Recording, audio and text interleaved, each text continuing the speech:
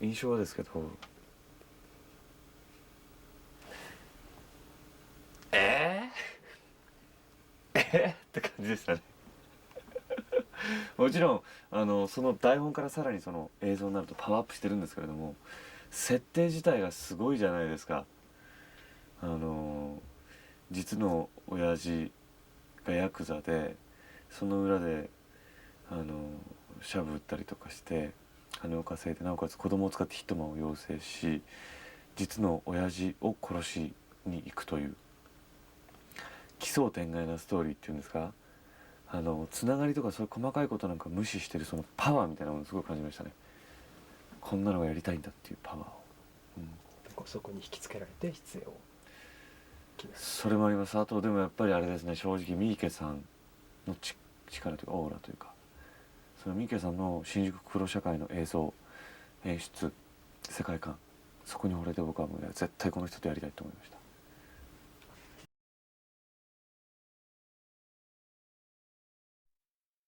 前張りはですね、あの女性のメイクさんだったんですよ。でメイクさんがパンティストッキングをですね、まあ適当なサイズに着てくださって、でガムテープとかでこうカバーしたものを作ってくださるんですよ。でそれあと僕がこうトイレに行ってまあ装着するわけなんですけれども、俺何やってんだろうってすっごい思ってまあ楽しいではすごくあったんですよ。初めて未体験のことばっかなんで、あ、前張りってこうなってんだっていう楽しみもあったんですけど、その反面俺何やってんだろうってちょっと思ったりもしましたね。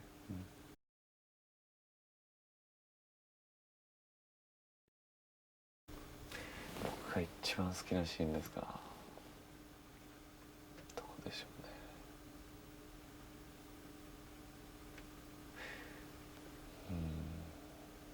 なんかどれもなんかこう思い出がすごくあるんですけどね。どれだろう。さっきも監督とちょっと話してたんですけど、森羅万象さんにですね札束をこうバッて投げつけるっていうのがありまして、あのシーンがですね、監督すごく印象的だったって言ってくださるんですけど、僕はすごく緊張していて、年上の人にお金をですね頭に投げつけるっていうことがすっごい抵抗があったというか、なんかすごい僕の中でこう引っかかったんですよね。でやるしかないと思ってこうバーンって投げた時の、まあ、気持ちよさっていうんですか、気持ちよさっていうのは違うんですけど、なんかすごい興奮しました、あのシーンをやるときは。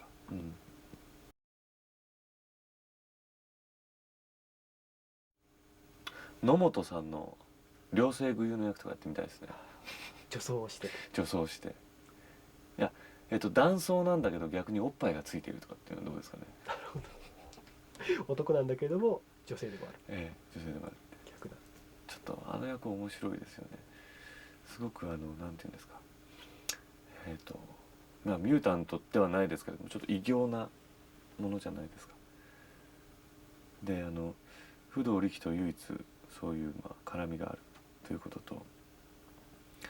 そこに愛はあるんですけれども、なんかどこかで満たされないその寂しさみたいな、あの役はすごく魅力的です、はい。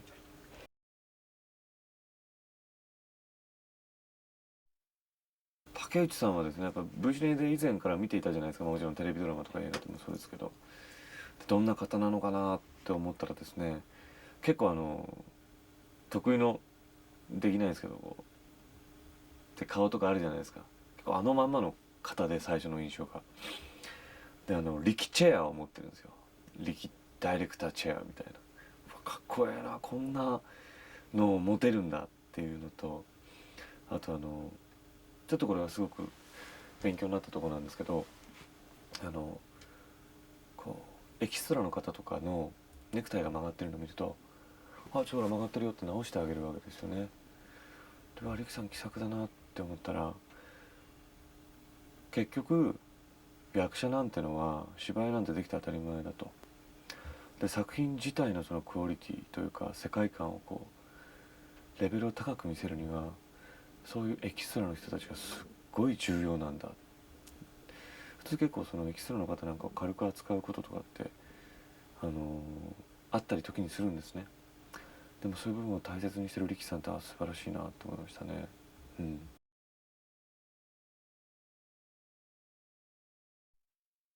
ミニーさんはうまい。もうそのなんか芝居ということをするということにおいての深さに僕は圧倒されましたね。やっぱり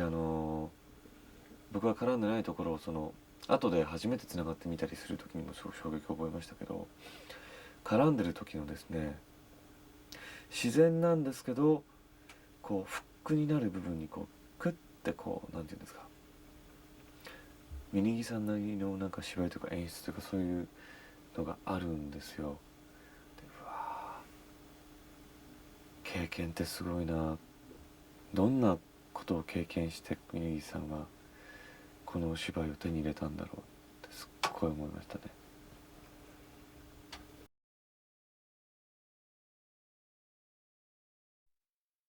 ケンさんはですねすっごい可愛がってくれました。で優しい人なんですよね。僕は芝居とかで悩んでてもあの嫌な雰囲気一つ作らずですね、5回6回って失敗して結構どうしようもなくなった時にちょこっとだけアドバイスをくれるんですよ、優しく。で、あ、僕この人にいつも後ろから見てもらってんだっていう安心感をすごくくれた人です。盾の時とかなんか刀がこうピシッて決まるとかっていうのがどうしてもその腰が決まんないんですよね。でそれの決め方みたいなそのやっぱり体を動かしてその格闘とかやってる方なんで、あのーこうやったらな腰は座るからとか結構練習見てくれて付き合ってくれてすっごいして、武道が終わった後もうちにお邪魔してご飯食べたり、あと健さんのプロレスの興行を見に行ったりとかですね、させていただきました。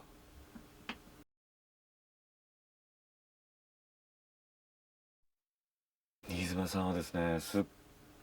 ごいまっすぐな方なんですよ、まんまの。でまあもちろんその時僕芝居できないんですけど、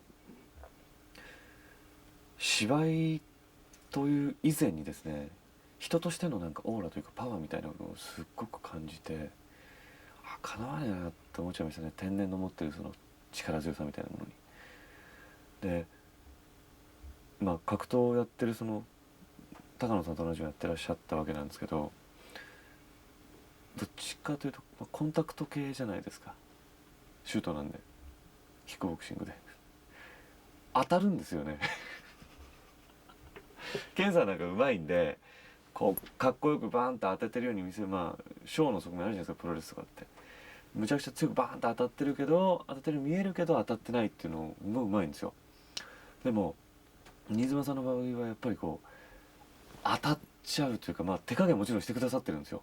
これでもトンと当たるじゃないですか。その当たるのがむちゃくちゃ痛くてですね、あれはもう、まあ、まだ僕も若かったので耐えられましたけれども、すごいこの人とは喧嘩したくないなと思いました。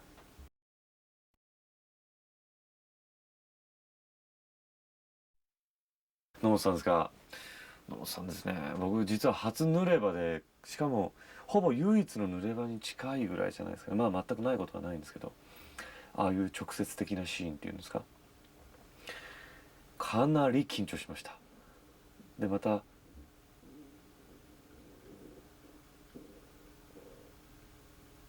あのすごくスタイルがいいんですよね。で目のやり場にむちゃくちゃ困るんですけど、彼女自身がチャキチャキとした性格で、まあよく言えばこうさっぱりしてる、まあ男らしいと言いますか男っぽいっていうんですかね。なのでこっちが逆にその野本さんをおっぱい出してるのを恥ずかしがってることが恥ずかしくなるぐらいそのまんまこうおっぱい出したままこういるんですよ。太い人だなと思いましたね。はい。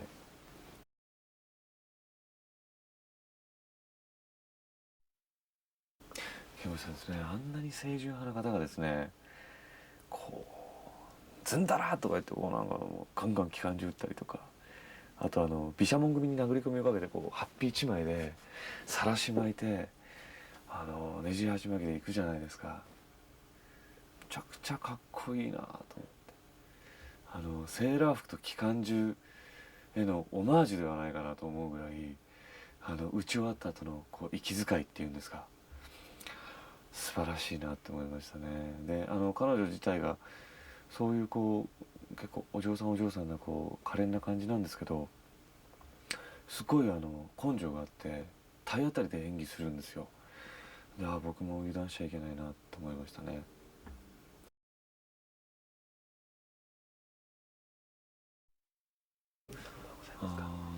アプローチの仕方が三池さんと全く福岡さんは違ってですね、出てるお前たちが考えろっていう感じだったんですよ。で不動の1の時って僕何をして良いのか、演技ってどうやっていいのかって全て分かんなかったわけです。三池さんの優雅なままに芝居をして、あとはもう失敗しないようにとかもっともっと良くなるようにっていうことだけを考えてたんですね。今度はその中にいる2、3になった時にこう不動力だったらどうするのかな、どう動くのかな、結構台本なんか無視しちゃって僕だったらこういるかもしれないとかっていうことをやらせてくれる監督だったんですよ、福岡さんって。で1はですねやっぱりこうある程度そういうのを作っていただいたんで、ベースが不動力というベースができたんで2、3でそうやって応用することができたっていう意味では同じそのシリーズなんですけれどもすごく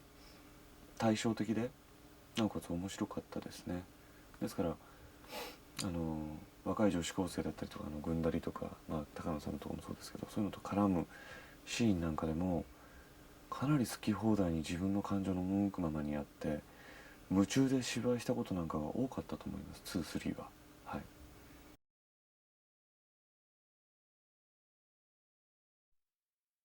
印象に残ってるシーンは最初の僕が冒頭新宿で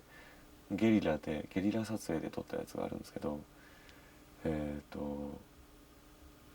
ある女子高生の女の子がいると、そこに僕がこうスッと現れて何かを語りかけて声は出さないんですけど、でまたいなくなるっていうのがあって、ゲリラ撮影ってなんかワクワクするんですよ。新宿でのシーンはすごくなんかやっててすっごい気持ちよかったですね。うん。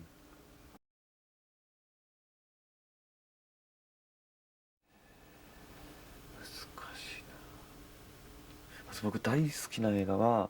「マイ・ライフ・アズ・ア・ドッグ」っていう作品ですね。あれは大好きですね。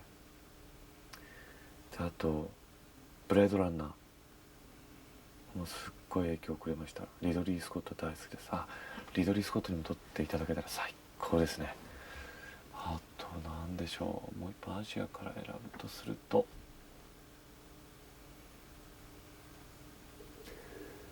ハオベッキ、さらば我がいいですかね。うん。チェンカイコン大好きです。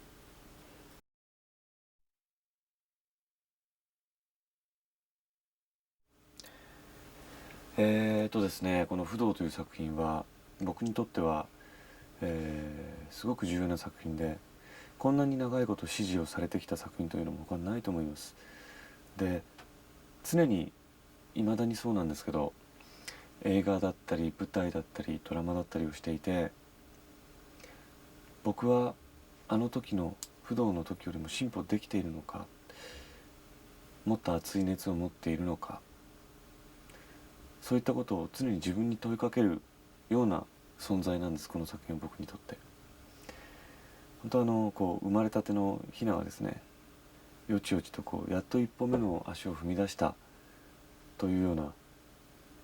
状態の僕が撮った作品なので、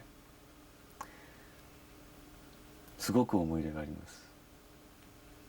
ですから正直全体を通して見ると、芝居がすっごい下手くそだったりちょっとマシになってたりっていうムラはむちゃくちゃあるんですけれども、それ自体が僕の成長の足跡だと言っても過言ではないと思います。こんなに奇想天外な作品で、僕成長できたこと、経験できたこと、映画10本分で経験するぐらいのいろんな初めての体験をさせてもらいました。ぜひ見てください。